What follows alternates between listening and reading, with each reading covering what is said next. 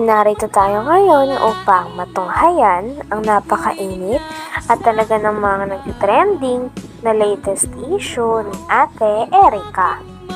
Sa pagpapatuloy nga ng ating istorya ay dinidiscover pa rin ni Kalingap Val Santos Matubang kung ano talaga ang tunay na nangyari at kung sino nga ba ang tunay na may mali sa alitan sa pagitan ni Ate Erica at ng kanyang pamilya. Talagang nalaman nga rin ng mga tao kung ano ang kasalanan ng mga e-lovers at ni Ate Erica sa pamilya ni Ate Erica, at ngayon ay kinukuhanan pa ni Kalingap Val Santos Matubang ng statement ang lolo ni Ate Erica. Yan na po yan. Yan na po ang kautugan namin. Initoris, okay. Kausap ni Sheila Mion. Nilamay po, araw-araw po yun. Kung Bakit daw? Mga balita na pag binablog po si Erica, sinasabi po doon kay Amy. Okay. Ini Torres. So, ngayon, anong nangyari ay parang winakwak nila, itong si Erica at Sheila May ni Ini Tunyakaw Torres. Tunyakaw Torres. Ano tayo ang pinaka-mensahe mo talaga tayo yung pinaka-ano po problema talaga tayo? Yung hinanakit mo kung bakit humantong sa ganitong awayan? Ayon naman kay Lolo Miguel, yung talagang mensahe niya din kay Ate Erica at isa sa mga hinanakit nito ay hindi marunong tumanaw ng utang na loob si Ate Erica, pati na rin ng kanyang ate.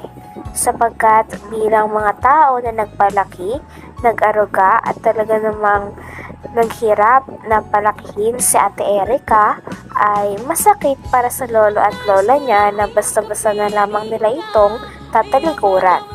Na-hospital nga ang lola ni Ate Erica, ngunit masakit pa dito ay hindi man lamang nila ito pinuntahan o dinalaw. Talagang nagpapakita din ito na wala ng pake si Ate Erica at si Sheila May na kanyang ate sa pamilya na talaga namang nag-aruga at nagpalaki nung sila ay bata pa. Sa amin yan. So parang parang pinalimutan kayo nila Sheila May, nila Erica, parang pinalimutan kayo. Hinanakit mo doon.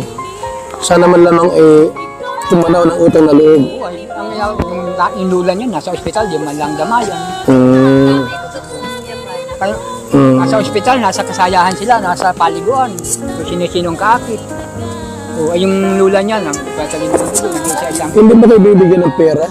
Hindi nila Sheila May? Wala po yan. Erica? Wala po yan. Kailan kayo huli binigyan ng pera? Nung nakabablog pa kami kay Ram.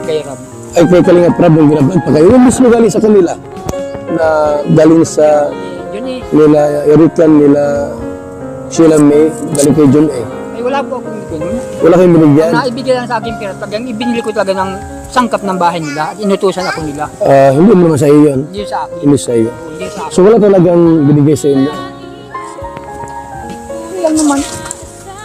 Ngayon, bakit po humantong May pruweba nga ang tita ni Ate Erica na sinasabihan silang mga gutom na aso ng mga tao na kakampi ni Ate Erica. Kaya naman pinakita ng tita ni Ate Erica ang chat na ito sa kanila. Dahil dito ay mas lalo pa nga nagagalit si Lolo Miguel kay Ate Erica, pati na rin sa kanyang ate at sa mga tao na kumakampi pa dito. Dahil sila na nga daw ang iniwan at talagang hindi nirespeto dahil umalis daw ang dalawa sa bahay nila nang walang paalam at hindi na nga sila binibisita pagkatapos nilang palakihin ng mga ito at paaralin. Ngunit in return nga ay walang natatanggap na tulong sila Tatay Miguel galing kila Ate Erica, tulad ng mga pinapakalat nila na nagsusustento pa daw sila Ate Erica sa kanila. Yung halimbawa, nagpapalabas po sila ng mga bagay-bagay na kay Erica po na para sumikat at gusto nila. mag-agree pa rin si Papa Hmm. na totoo, nakakatanggap kami ng pera, totoo na kay Papa ang pera. Hindi naman. Kahit hindi naman po. Yun lang po yung inaano ko, point ko po doon na gusto ko po malinis yung pagbibintang po. Siyempre po yung mga tao po nakakaalam na akala po nila nasa amin po ang pera, kala Papa po. Hmm. Kaya Kuya Bal, ganyan nangyayari. Kaya ganyan ginagawa sa amin. Dahil doon sa sasabing pira na dahil sa amin buwan-buwan, Hmm. sila ang kumukuha. Ang biyabato nasa amin. Wala naman sa binibigay. Kaya Wala. sumikat, magkaroon silang pira. Kaya ganyan yung sabihin nila. Bigyan sila ng bigyan sa kanila. Hmm. Hindi mabibigay yung lula niya. Ginagamit lang ako. Ginagamit ko yung mag-asawa. Si ano ang stand with Jun A? Okay naman sa kanila? Okay naman sa Pinaparatangan din si Lolo Miguel na siya daw ang kumukuha ng pera dahil siya daw ang inuutusan o pinapakausapan na bumili ng mga gamit sa loob ng bahay na pinagawa ni Sir Jun A para kay Ate Erica sa kanyang pamilya. Ngunit kiit naman ni Lolo Miguel ay wala naman daw napupunta sa kanya sapagkat pinapabili lang daw siya. At kapag pinabili daw siya ng gamit ay binibili niya naman daw talaga ng walang labis at walang kulang. Talagang ang source ng pera ay nanggagaling kay Sheila May na ate ni Ate Erica.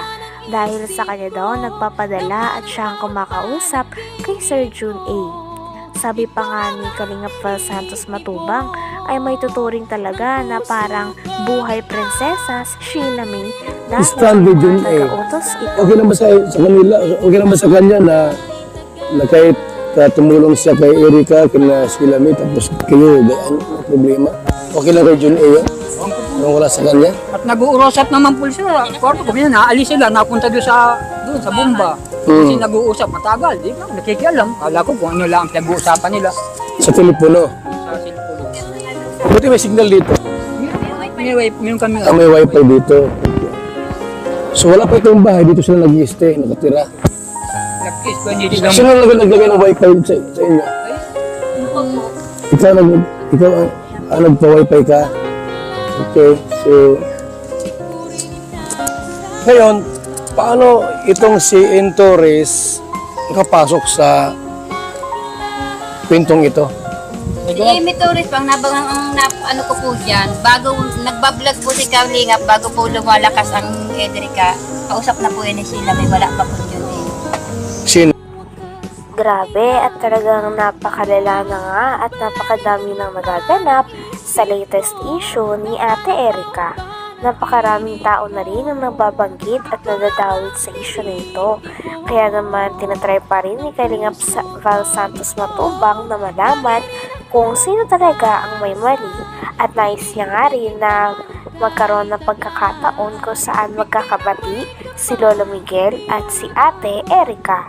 Dahil para sa kanya, ang isang pamilya na nag-aruga sa dalawang bata nito ay mahalaga patin at dapat kilalanin nila. Oh. Oh. Okay, so may mga hindi magandang salita, no? Hindi ko po ini-erase. Para po may patunay po ako na talagang kaya po ako nag-video dahil nasasaktan din po ako sa mga sinasabi nila. Oh.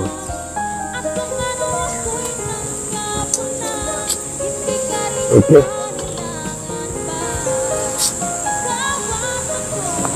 Ang ano po, sa nagsisigaw at reklamo, hindi daw karapatan ni Erica na kayo itulungan, hindi ng lulo. Saan sila nagla?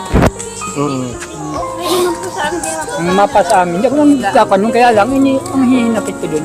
Bakit saan sila naglaki? Mapa sa amin sa 1 taon pa lang kalaki. Kasi sila may 2 taon. O saan, pinaaral ko.